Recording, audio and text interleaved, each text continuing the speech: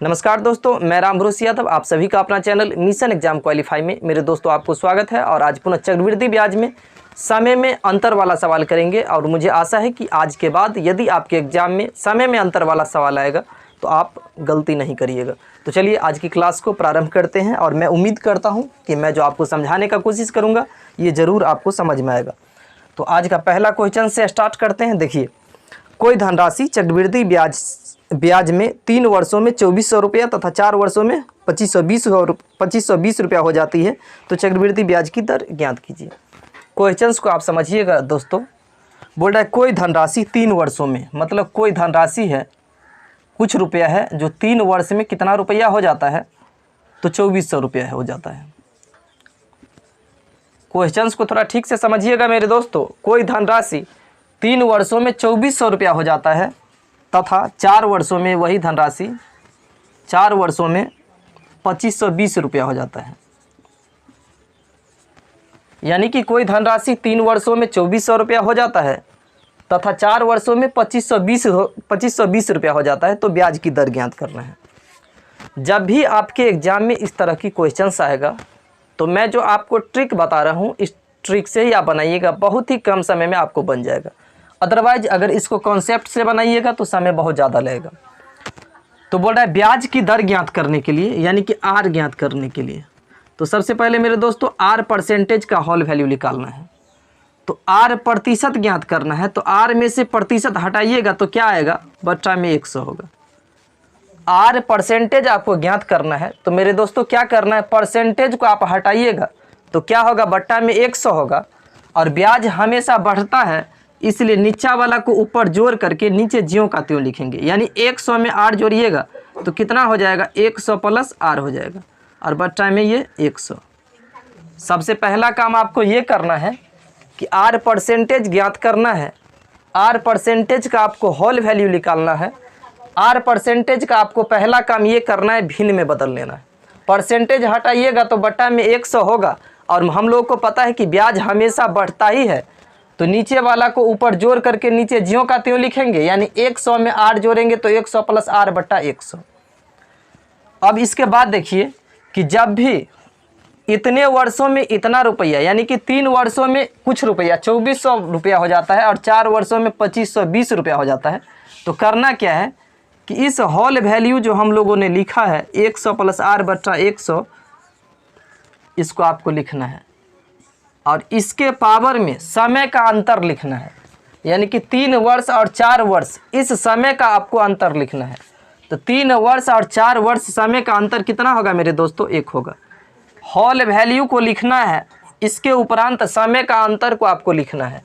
और बराबर में ज़्यादा समय वाला मिश्र धन, यानी कि 4 वर्षों में इतना रुपया हो जाता है तो ज़्यादा समय वाला मिश्र धन को ऊपर लिखना है और कम समय वाला मिश्र धन को नीचे लिखना है। यानी कि 4 वर्षों में 2520 रुपया हो जाता है तो 2520 रुपया ऊपर लिखना है। और इसके बट्टा में कम समय 3 वर्ष है तो कम समय वाला को नीचा लिखना है, यानी कि 2400 को नीचा लिखना है। करना क्या है मेरे दोस्तों, आर परसेंटेज का होल वैल्यू निकाल लेना है। पावर में जितने समय रहेगा, अगर यहाँ पर 3 वर्ष के जगह 2 वर्ष रहता तो अंतर कितना होता, 2 साल का। अगर 7 वर्ष रहता तो अंतर कितना होता, 3 साल का। तो पावर में समय का अंतर लिखेंगे और बराबर ज़्यादा समय का जो मिश्रधन होगा उसको ऊपर लिखेंगे और कम समय का मिश्रधन को नीचे लिखेंगे। देखिए इस 0 से ये 0 कट गया और 2 4 से काटिएगा ऊपर नीचा तो 4 छक 24, 4 तिया 12, और 4 से काटिएगा 4 छक 24 सॉरी 4 छक 24 और 4 तिया 12, ठीक है। 4 छक 24 0, इसको काटिएगा 3 से तो 3 21 तिया 63, इसको 3 से काटिएगा तो 20 तिया 60। ये कितना हो गया है मेरे दोस्तों, 100 प्लस आर बट्टा में 100 और बराबर में 21 बट्टा 20। इसको कोना कोनी आप सॉल्व कीजिए, नहीं तो सामने सामने का मतलब भागा होता है। 20 का 20, 20 पंचे 100। अब कोना कोनी गुना कीजिए तो 100 प्लस आर को 101 से गुना करेंगे तो 100 प्लस आर होगा। यानी कि इसको इससे और इसको इससे कोना कोनी, तो 100 प्लस आर को 1 से गुना करेंगे तो 100 प्लस आर होगा। अब बराबर में 5 को 21 से गुना करेंगे तो 105 होगा। तो तो आर बराबर क्या होगा, 100 बाएँ तरफ प्लस में तो इधर जाकर के घट जाएगा, तो 105 माइनस 100 बराबर में 5 आया, जो कि 5% आपका आंसर हो जाएगा। क्वेश्चंस था मेरे दोस्तों, कोई धनराशि चक्रवृद्धि ब्याज की दर से 3 वर्षों में 2400 रुपया तथा 4 वर्षों में 2520 रुपया हो जाता है, तो ब्याज की दर ज्ञात करना था।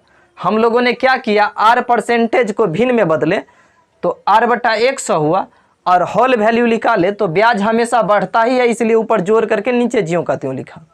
इस होल वैल्यू को यहाँ पर लिखे और इसके उपरांत समय का अंतर यानी कि 4 3 का अंतर कितना हुआ, 1 होगा और बराबर में बड़ा मिश्र धन बटा छोटा मिश्र धन, और यहाँ से सॉल्व किए तो 5% आया, जो कि आंसर है। मुझे उम्मीद है कि आपको समझ में आया होगा। चलिए अगला क्वेश्चन करते हैं। इस तरह की दूसरा क्वेश्चन, अगर इसमें किसी भी तरह का समझने में इशू रह गया होगा तो मुझे उम्मीद है कि इसमें ज़रूर क्लियर हो जाएगा। क्वेश्चन है दोस्तों, कोई धनराशि 2 वर्षों में चक्रवृद्धि ब्याज की दर से 4840 रुपया तथा 3 वर्षों में 5324 रुपया हो जाता है, तो ब्याज की दर ज्ञात करना है। देखिए, कोई धनराशि 2 वर्षों में मतलब 2 साल में कितना रुपया हो जाता है, तो 4840 रुपया हो जाता है। कोई धनराशि 2 साल में 4840 रुपया हो जाता है तथा 3 साल में कितना हो जाता है, 5324 रुपया हो जाता है। कोई धनराशि चक्रवृद्धि ब्याज की दर से मेरे दोस्तों 2 साल में 4840 रुपया तथा 3 साल में 5324 रुपया हो जाता है, तो बोल रहा है ब्याज की दर ज्ञात करने के लिए। तो हम बोले थे क्या, आर परसेंटेज का होल वैल्यू निकालना है, तो आर परसेंटेज है तो प्रतिशत हटाइएगा तो आर बट्टा 100 और ब्याज हमेशा बढ़ता ही है, इसीलिए ऊपर जोड़ करके नीचे ज्यों का त्यों। 100 में आर जोड़ेंगे तो 100 और प्लस आर बट्टा में ये 100 हो जाएगा। इस होल वैल्यू को आपको यहाँ पर लिखना है 100 प्लस आर बट्टा 100 और इसके पावर में समय का अंतर लिखना है, यानी कि इस होल वैल्यू के पावर में समय का आपको अंतर लिखना है। समय कितना है, 2 साल और 3 साल।